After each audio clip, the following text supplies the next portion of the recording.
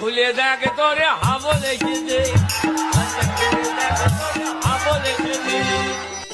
হ্যাঁ বাবু, তুই পড়ে বাড়ি চলে এসেছিস? আয় বাবা আয়।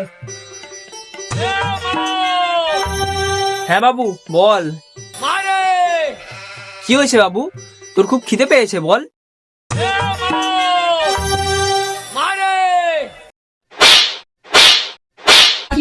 এ মা মারে, এটা ছাড়া অন্য কিছু বলার থাকলে বল।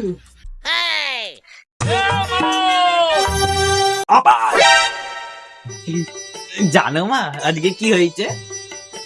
কি হয়েছে বাবু? আজকে না আমি পড়তে গেছিলাম। হ্যাঁ বাবা, তারপর তারপর পড়তে গিয়ে দেখলাম মাস্টার মশাই গেটই খোলেনি।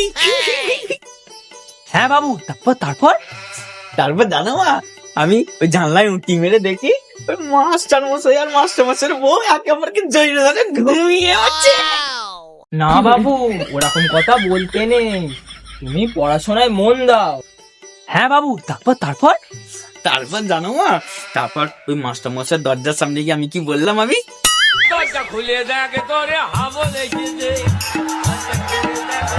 হাবো লেগেছে। এই তোকে এরকম করতে বারণ করেছি না? ও মা, তারপর কি হয়েছে শোনো না। হ্যাঁ কি হয়েছে?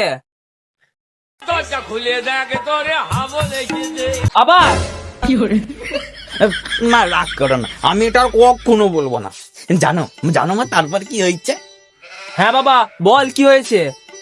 আমি পড়ার ছুটি হওয়ার পর আমি তখন বাঁচতে আস্তে বাড়ির পিছনের দিকে গেছিলাম জানো।